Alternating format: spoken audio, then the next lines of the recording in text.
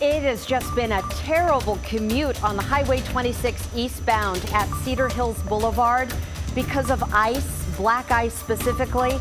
A semi-truck basically centered itself on the Jersey barrier about 3:45 this morning and spilled diesel on the road. So that was the backup earlier. Things have kind of shifted now toward better news for drivers. We understand that semi was just cleared off the road. So we want to get right out to our Rachel Raffinelli, who's been on the scene all morning out near Cedar Hills. Rachel, that is great news that they got the semi out of there. Very great news for sure. In fact, I'll step out of the way. We can take a look behind me. What you're looking at is across to the eastbound lanes of Highway 26. We see an environmental services crew cleaning up what's left. There was a spill that's left behind after crews got the semi out of here. One eastbound lane right now on Highway 26 in the Cedar Hills area is getting by. Let's show you some video, if we can, from earlier this morning when the semi was actually here. The semi crashed about 3:45 this morning.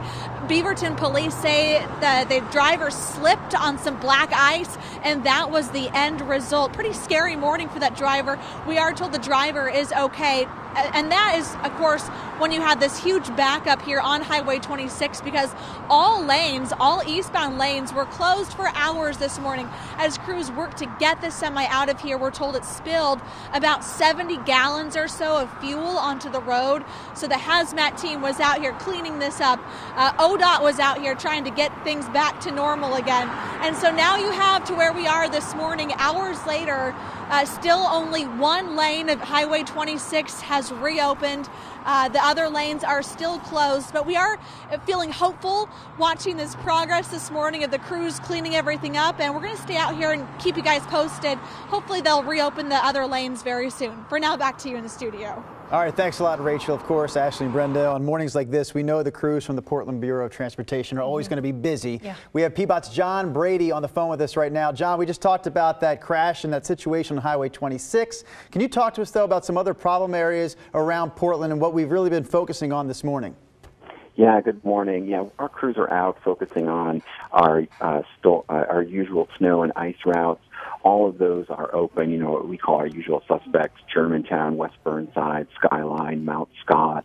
Those are all open. We only have one small street closure, Northeast Gillum.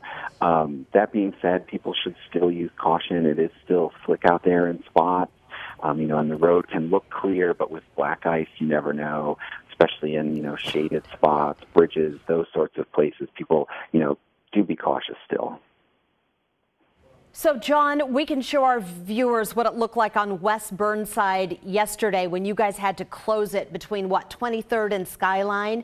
How are things looking right now? They're clearly not closed, but that road is passable, and is it down to pavement? Yeah, it's down to pavement in places. Like I said, it could, but it can still be slick because there was, it did get slushy up there, and that with the cold temperatures, that slush can refreeze. So again, people just have to be cautious and watch out. We are also asking people to maintain their sidewalks. The sidewalks are also icy. That's the responsibility of property owners and homeowners. So if people could pay attention to those, we'd really appreciate it. It's an important access issue. Some great advice from John Brady with Portland Bureau of Transportation. John, thank you, and thank all your crews. I know they're working long hours out there.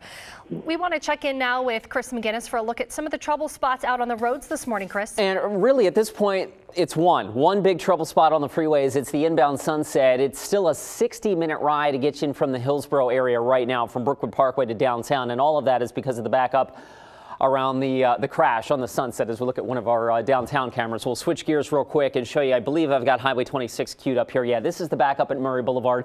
This extends all the way out into the Bethany area. And the update from ODOT literally just a couple of minutes ago is that they're estimating maybe another hour, 45 minutes to an hour to get that fully reopened. So inbound Sunset's going to be trouble for a little while longer. We'll switch gears real quick, take you behind door number 4. I think we've got, check that out. I'll step out of the way and let you savor that. That's a nice look. Well, it was.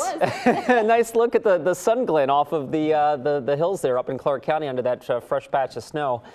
And now we switch. I'm not sure what section of freeway that is, guys. So, oh, that's going to be the sunset. There you go. You big backup. The sand and the salt and stuff that they're using to clean up that oil spill. Again, that's the other hazard with this, now that they've got that truck pretty well out of the way, is that they still have, what they say, 50 to 75 gallons of diesel fuel to clean up, and so that's why it's taking so long. You have just that one sliver of road there letting cars get by, but man, what a mess. Parked all the way out into the Bethany area right now. Yeah. Okay, Chris, thank you. And Rod, from here over the next couple of hours, temperatures are rising. We're hoping that's the case. And of course, the only real weather problem this morning is the ice on the roadways. So once we can get up above 32, we'll see some rapid improvement. Here's the Reserve Vineyards and Golf Club camera out in Aloha, and you can see hopes of a thin cloud deck starting to break up a little bit. Let's see what the temperature is. Yeah, it's still 30 degrees out there at 7:50 in the morning. Mostly cloudy skies over downtown. By the way, notice in downtown, I-5 just whipping along, moving pretty good. Looks like a normal day. 31 is the temperature out at the airport. So we're sticking with our projection of about 36 degrees at lunchtime, getting some increasing sunshine, hopefully becoming partly cloudy to even more so than that throughout the afternoon. Temperatures could go as warm as 40 today, and I think we'll still be above freezing at 5 p.m. So that'll give us a nice little thawing period. But once the sun goes down tonight, we'll very rapidly get back down below freezing. And in fact, overnight tonight, temperatures could be the coldest they've been this entire winter season. For Portland, we've never been colder than 23, and I think we could get down to 22 tonight, for example.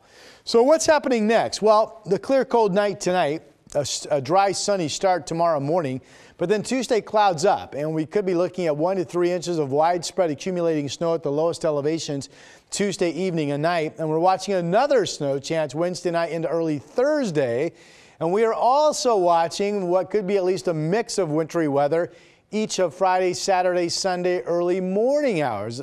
Quite simply put, we never really warm up to the point that overnight lows will stay above freezing this week. So if that continues to be the pattern that we expect, these weak systems coming, each one of them could produce at night and early morning some wintry weather. Here's that next one we're looking at coming in tomorrow. This is Tuesday at 9:30. Fairly clear start. Notice the clouds quickly increase during the day. And here we are at 7 p.m. Now notice these are all snow showers, that blue-purple tone. And here we are at 9 p.m. Pretty good shot of snow in much of the Portland metro area.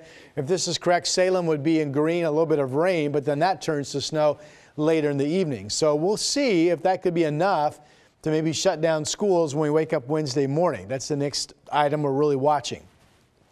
Current temperatures across our region, 30 up in Kelso. Everybody's still below freezing or at freezing.